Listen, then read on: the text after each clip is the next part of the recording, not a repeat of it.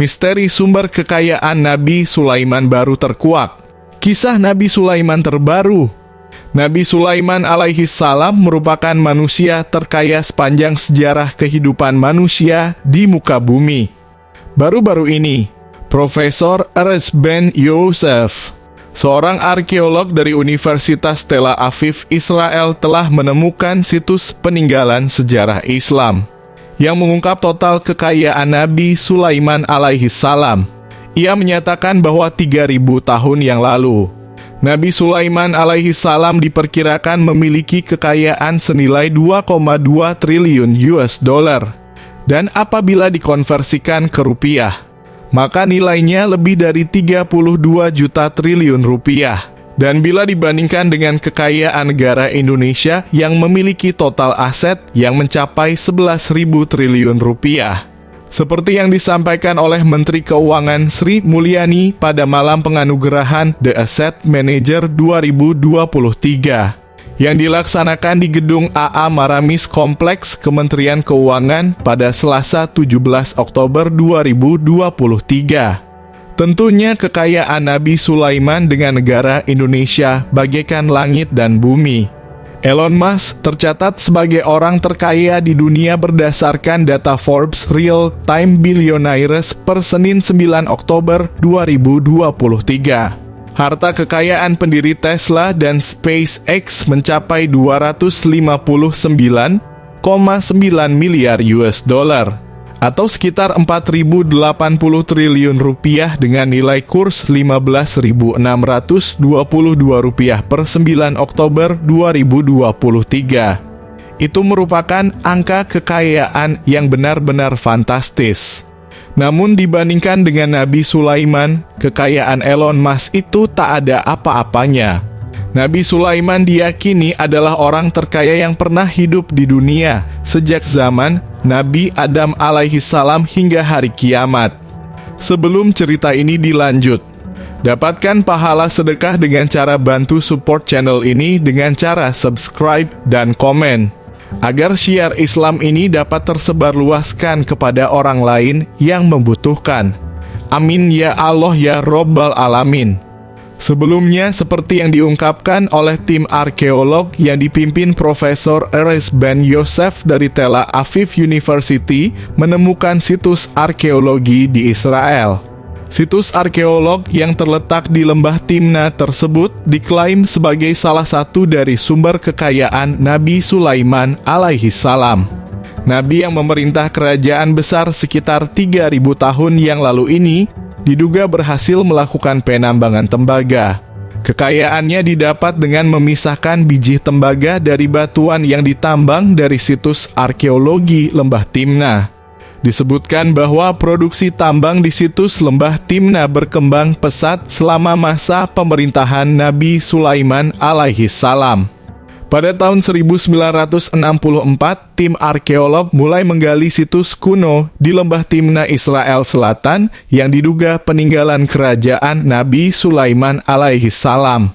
Sejak saat itulah para peneliti menemukan jaringan terowongan yang diduga adalah jalan untuk menambang biji tembaga dari batuan. Semua bahan ampas biji hitam yang ditemukan merupakan limbah dari tungku. Ini adalah bukti yang sangat penting untuk produksi tembaga kuno di Timna, jelas Prof. Ben Yosef. Menurut Prof. Ben Yosef, tembaga pada masa lalu merupakan sumber daya ekonomi yang paling penting dan industri yang paling menguntungkan. Pada zaman Nabi Sulaiman alaihi salam, tembaga menjadi salah satu logam yang paling dicari. Jika diibaratkan, tembaga di zaman itu sama pentingnya dengan minyak mentah di masa sekarang ini. Mirip seperti sekarang di mana manusia tidak bisa melakukan apa-apa tanpa minyak bumi. Manusia zaman itu pun tak bisa melakukan apa-apa tanpa tembaga, jelas Dr. Muhammad Najjar dari Friends of Archaeology of Jordan.